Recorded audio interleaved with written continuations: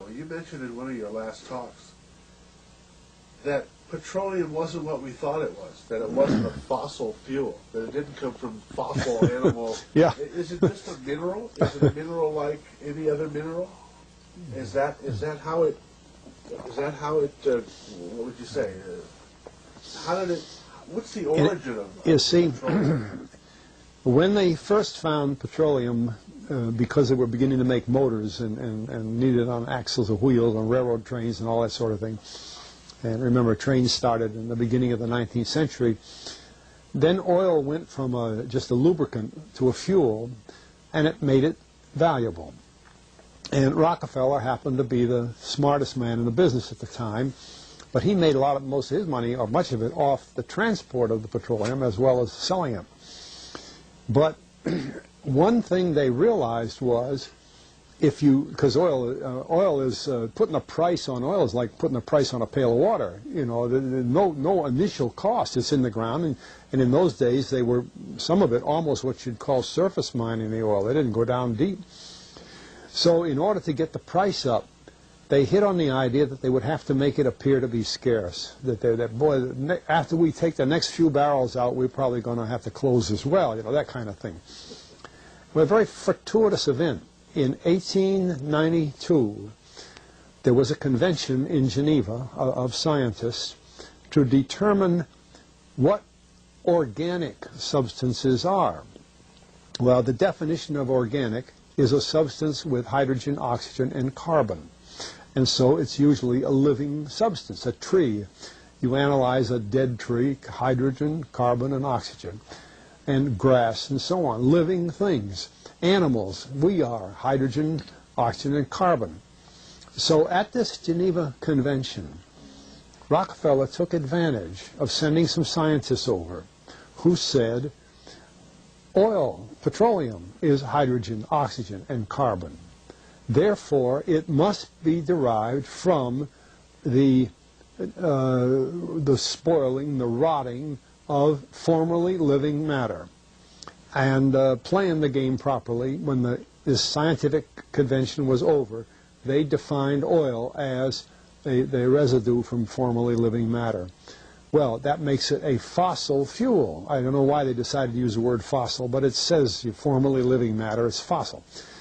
Well, of course, today, and another thing we should know is that there has never been a fossil, a real fossil, found below 16,000 feet. And you can't argue at 16,000 as a level line because someplace the ground sinks and so on. But 16 is what the scientists say, 16,000. We mine oil, or we drill for oil, at 30,000, 33,000, 28,000 every day of the week. So right there we rule it out that it isn't fossil fuel. It's called fossil fuel for the minds of the public to feel that it is an asset that is running out, being depleted. We talk about depletion allowance, which is a lot of, you know. And actually, if you know the world's oil supply, you know that it is not going to run out for an awfully long time. It is the second most prevalent liquid on Earth. And we haven't begun to...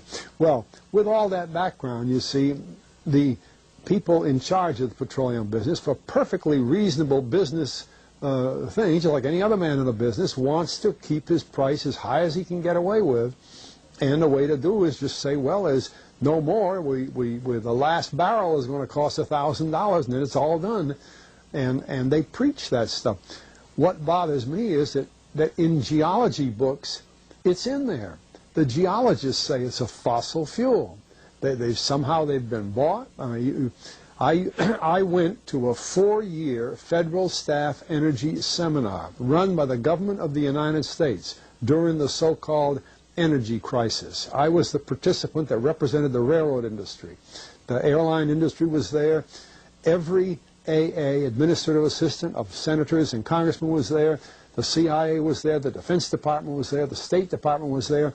Sometimes sitting right in front of me in the row would be Henry Kissinger with his friend, the head of Department of Defense, That's too bad. I can't put the names with them. But anyway, people like that, top men in the government, sitting there listening to the Federal Staff Energy Seminar.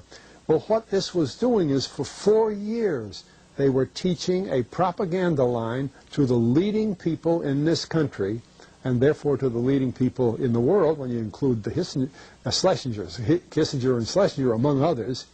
And the object of it was, as Kissinger used in his own terms when it was time for him to speak, to create a world price for oil.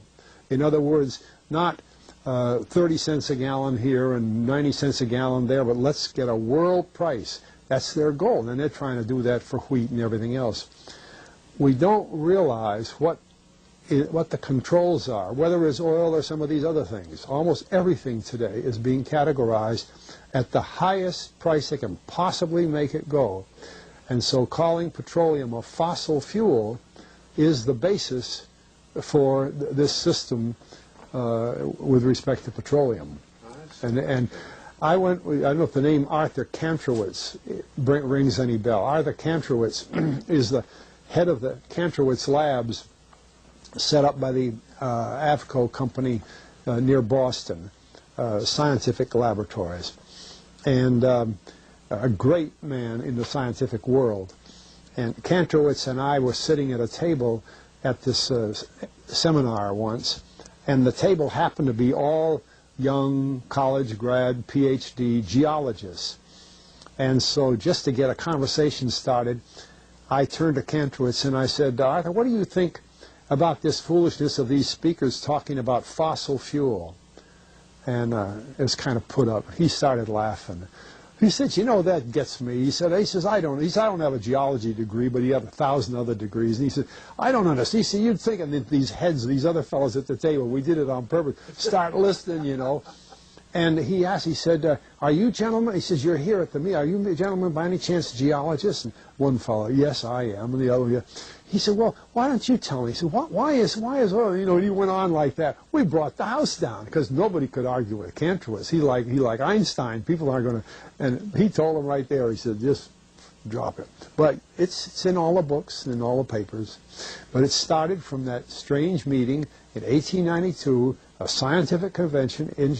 I have a big, thick scientific encyclopedia put out by the D. Van Oesteren Company that's about 15 years old now, but it has the whole story of the conference. It doesn't have the Rockefeller part, but it has the whole story of how they straightened out organic chemicals and how it was all figured, and they've got petroleum right in there.